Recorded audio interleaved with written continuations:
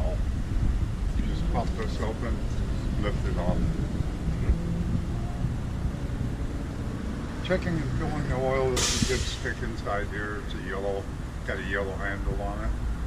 Can't mess it. For right now, it's got 30 weight braking oil in it. When you do your 20-hour service, that gets changed to 25W40. It's a synthetic oil.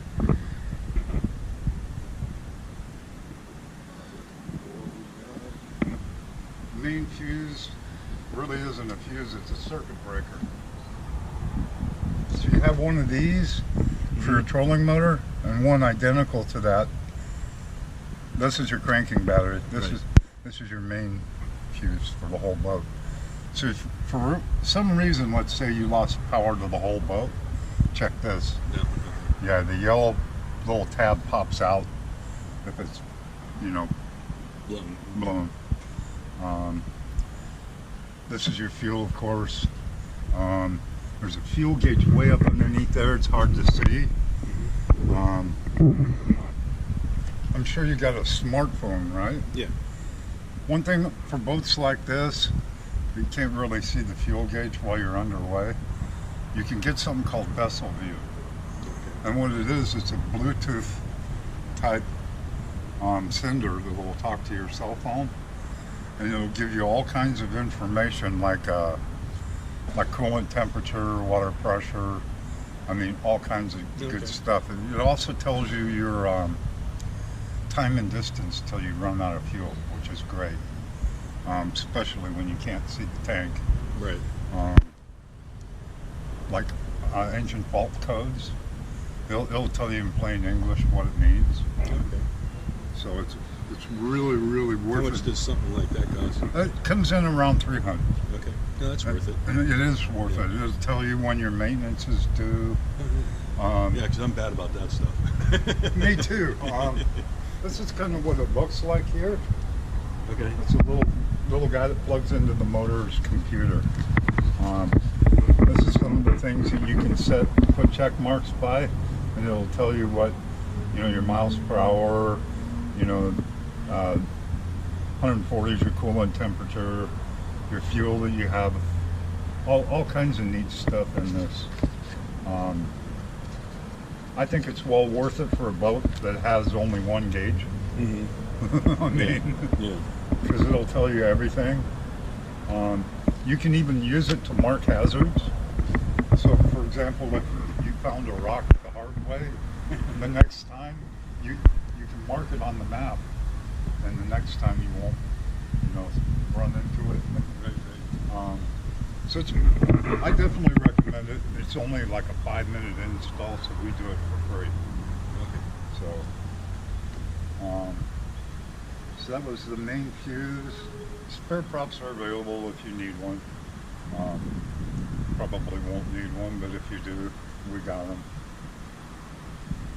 Drain plug, the all important drain plug. Been there, done that once. Everybody that's owned the boat, I've done it. They make me tell you twice, make sure the drain plug is in. You do have a bilge pump, it's about 500 gallons. Without the drain plug, it'll let in about 700, so it's easy math. Right.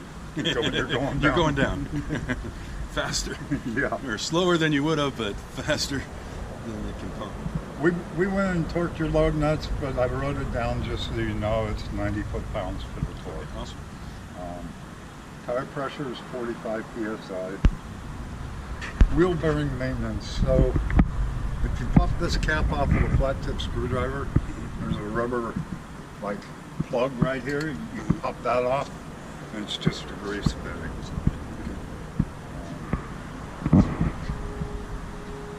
Cleats on the boat. You got 2 in the front, 2 in the rear. I love this part. Recommended octane rating is 87 only. Cheap gas. I like it. The computer in the motor is set for the cheap gas. So if you put premium in it, you won't hurt it. It just won't give you any No benefits, yeah. So save your money for fishing. Recommended fuel additives. I went ahead and printed out a sheet for you. This one's called Quick Care. They want you to add it to every fill-up. Quick Clean, you use it basically throughout the boating season. This one here you only need if you're going to store the boat for an extended period of time. It's kind of like, there's like Stay-Bill. Yeah. Or seafoam. Yeah. Basically, it just keeps your fuel from going bad inside your motor and in your tank. Definitely recommend you pick up quite a couple of these. Sal has them over there. Okay. So those are what's recommended, and they won't void your warranty, basically. They want me to remind you not to overfill the fuel. Some of this is really dumb, but Yeah, no, it's, fuel cap venting, all you do is just crack the cap. On this one, it's so simple. Exterior maintenance, just soap and water. okay. Don't recommend you polish it. We made the mistake, the first one of these we sold, we polished it up for the showroom. It turned black in about a week. Because it oxidizes, right? Yeah. So don't polish it unless you really love polishing boats. Yeah, because it will. No, I like my maintenance. No. I hear you. The bilge expels right here. Trolling motor electronics. This is a simple trolling motor, so there's really not a lot to go over with it.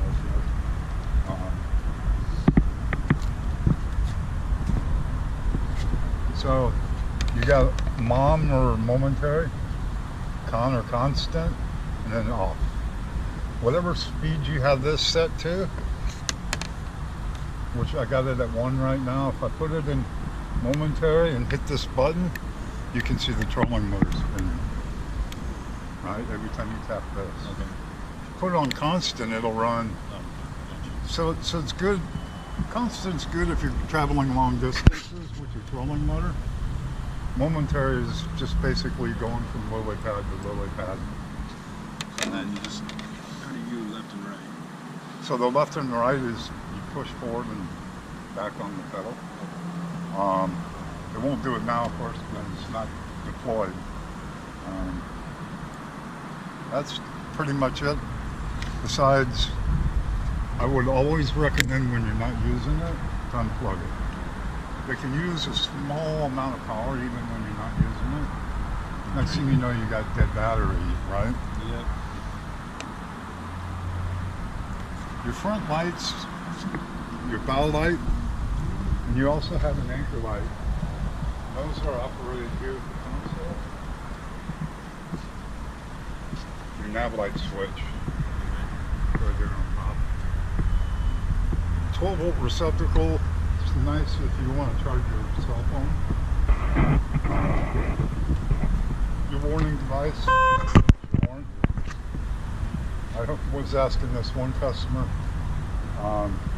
what do you need he asked me, what do you need a horn for? And I said, well, what's your boating experience? He said, inflatable rafts. I said, it's to warn the inflatable rafts.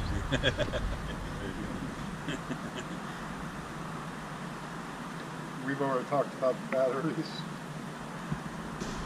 Fuses. So you got a fuse for your horn, fuse for this, fuse for your nav lights, one for your bilge and aerator.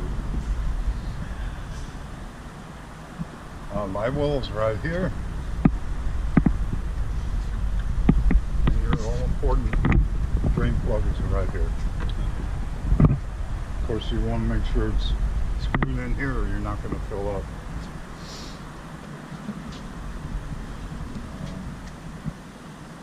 Rear light, we covered, that's your nav light switch. Canvas operation, that's not applicable. Primer bulb. So this boat does have a primer bulb on it. It's right here. You probably won't ever have to pump it up unless you run completely out of gas. That just gets gas from here up to the motor. This doesn't have any fancy steering fasteners. This is your steering cable here.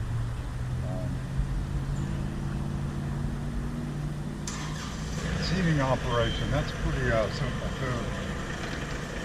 All you do is lift the seat off this post and then screw this in, or you unscrew it if you wanted to take it out for like transport.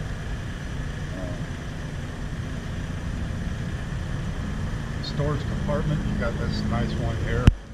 Your oar is inside there.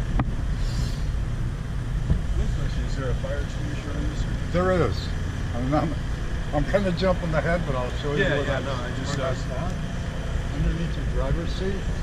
Okay, gotcha. It's right there. Awesome. Yeah. So it's got some pretty nice little storage for a small boat. Yeah. Huh? Yeah. You also have that under bow storage up there. Interior maintenance products. It's marine grade carpet, so you could scrub it with soap and water if you wanted to. Hopefully you're getting it covered with fish blood and guts anyway. So you're probably not going to worry about, keeping the carpet clean. No matter what, I just hose it down and get the blood off the top, and that was about it. That's it. Control box obviously is right here, your throttle. Safety lanyard. This is kind of important. Attach it to your life vest. If for some reason you got launched from the boat, it'll kill the prop instead of circling around cutting you to pieces. Or conversely, it could be an unguided missile until it runs out of lake. So,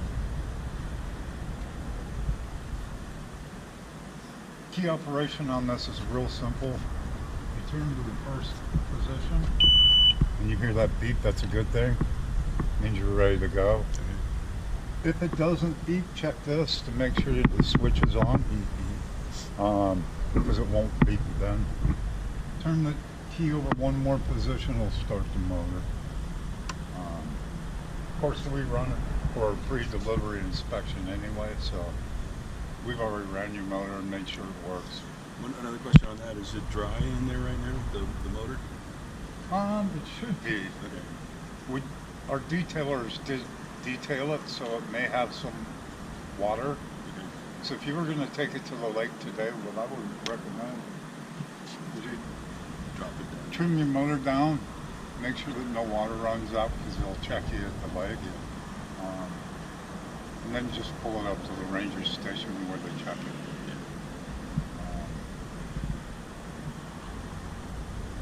Starting procedure we covered.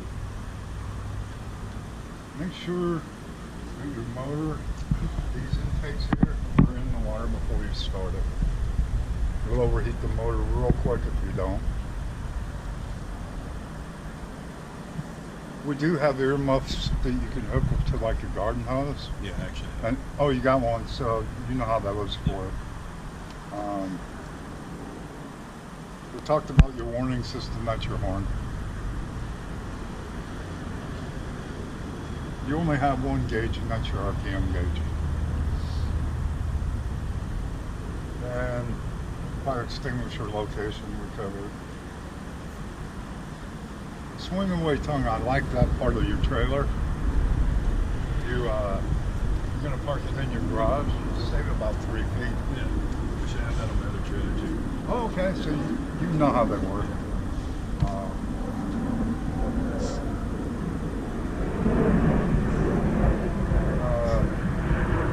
Hooking it up to your trailer lights. You got a round plug, right? Yep. Cool. Perfect. Yeah, the other one I have the adapter too. Oh, okay. And the tongue jack is your dolly jack there. Safety chains, you should always cross them.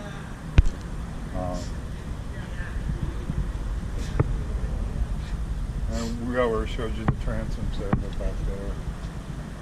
You also have tie-down straps, which is nice. Some of our boats don't come with them. Yeah, I put those on my other boat too. It's nice. It doesn't bounce around. Especially California roads. You know what I mean? Yeah. Saltwater operation. Are you going to use it for salt? It's going to tag just for here. My other one I'll use for salt.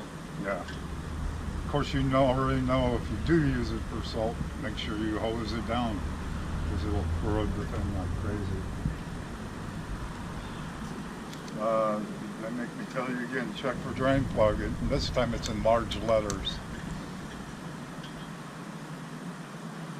This isn't so necessary anymore. They say when you're preparing to launch to disconnect the trailer lights. Back in the day, you used to have incandescent bulbs. Right.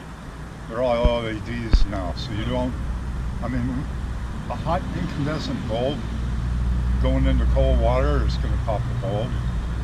But LEDs, you don't have that issue anymore. You know how to back a trailer, obviously. Again, they want me to tell you, tilt the motor down before you start it, so it's in the water. This is redundant too, start the motor in water. Depending on where you're going to be launching at, you may put fenders out and keep them bumping into the dock.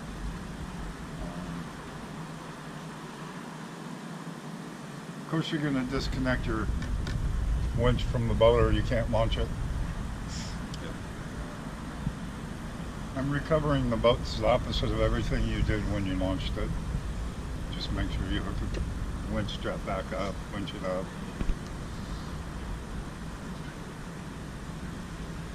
Your owner's manuals.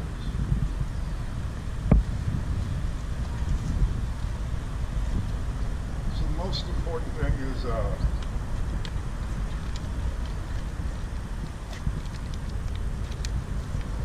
I already dog-eared the page for you, so it's easy to find. It's your braking procedure. Okay. For the first hour, they say run the engine at very throttle settings up to 3,500, or about half throttle. For the second hour, run it up to 4,500, or about 3/4 throttle. And you can run it at full throttle for about 1 minute every 10 minutes. Nobody for the next 8 hours, just don't run it at full throttle for more than 5 minutes at a time.